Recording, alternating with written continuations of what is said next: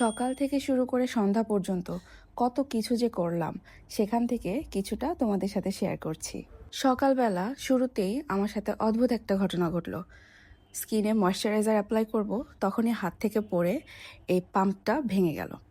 তারপরে কি মনে করে আমি যেন এরকম একটা পাম্প বটল জমিয়ে রেখেছিলাম আগেরটাই। এনিওয়ে, তারপরে আমার মাথায় তো আসছিল না আমি কি করব। এটা যেহেতু পরিষ্কার করে আমি কেন যেন শুকিয়ে রেখেছিলাম, হয়তো আমার সাথে এটা ঘটার ছিল, এই কারণেই আমি এটা জমিয়ে রেখেছিলাম। আদারওয়াইজ আমি কিন্তু এসব কিছুই জমাই না। তারপরে আমি কি করলাম, একটা প্লাস্টিকের স্পুন দিয়ে সব কিছু বের করে ওটার ভিতরে রাখলাম। পরে চিন্তা করলাম যে আমার তো শুধু পাম্পটা ভেঙেছে, আমি তো ঢাকনাটা চেঞ্জ করলেই পারতাম। শুধু শুধু পুরো বটলটা ট্রান্সফার করলাম, কি যে একটা বোকামি করেছি। যাই হোক, তারপরে নাস্তা করলাম। নাস্তা করে অনেকক্ষণ রেস্ট নিলাম, তারপরে রান্নাবান্নার প্রিপারেশন শুরু করে দিলাম। আজকে আমি মিষ্টি কুমড়া দিয়ে ছুরি শুটকি রান্না করব। এই রেসিপিটা যারা যারা ট্রাই করনি অবশ্যই ট্রাই করবে, এটা ভীষণ মজা খেতে। তো আমি সবার আগে পুঁই শাকটা বসিয়ে দিব। আমি ছোট চিংড়ি দিয়ে পুঁই শাকটাকে ভুনা করব, এবং এখানে আমি হলুদ, লবণ আর ধনিয়া, এটা ছাড়া আর কোনো গুঁড়া মশলা ব্যবহার করব না, শুধুমাত্র পেঁয়াজ আর রসুন ব্যবহার করেছি। তারপরে আমি কালো জিরা দিয়ে লাউ ভাজি করি, তোমরা সবাই জানো, মানে যারা আমার ব্লগ দেখো তারা তো নিশ্চয়ই জানো। তো আমি সেই ভাজিটাই আজকে আবার করছি। প্রথমে আমি কুচি পেঁয়াজ আর রসুন দিয়ে একটু ভেজে নিয়েছি। তার আগে তো কালো জিরার ফোড়ন দিয়েছি, দেখেছো। তারপর শুধুমাত্র হলুদ আর লবণ, আর কিছুই না। একদম শেষের দিকে কাঁচামরিচ কেটে দিয়েছি ফালি করে, আর বেশি করে ধনিয়া পাতা। এবার চলো ওই মজার রান্নাটা শুরু করি। গরম প্যানে তেল দিয়ে পেঁয়াজ বাটা, রসুন বাটা দিয়ে মশলাটা আমি ভালো করে কষাচ্ছি। তারপরে জিরার গুঁড়া, ধনিয়ার গুঁড়া, হলুদ গুঁড়া, মরিচ গুঁড়া, লবণ সব কিছু দিয়ে সিদ্ধ করে রাখা ছুরি শুটকিটা কিছুক্ষণ কষাবো। তারপরে দিয়ে দিব খোসা সহ কেটে রাখা মিষ্টি কুমড়া। মিষ্টি কুমড়ার খোসা যদি সবুজ রঙের হয় তাহলে আমি খোসাটা রেখে দিই। লবণ দিয়ে ভালো করে কিছুক্ষণ কষিয়ে নিব।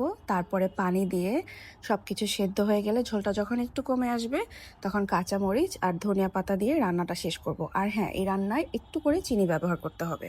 আজকে আবার বাজার থেকে আনঅ্যানাউন্সড রূপচাঁদা মাছ নিয়ে এসেছে, তো এটা আমি নিজের হাতেই কাটি কেচি দিয়ে। তো সেরকম সুন্দর করে কেটে ধুয়ে পরিষ্কার করে আমি এখন বক্সে ভরে ফ্রিজে রেখে দিব। কাজটা আমি রান্নার পরেই করেছি, কারণ রান্নার আগে করতে গেলে আমার রান্নাতে দেরি হয়ে যেত। রান্নার পরে আমি হাতে কিছুটা সময় রেখেছিলাম, কারণ আমি জানতাম যে আমাকে একটু টুকটাক কাজ করতে হবে।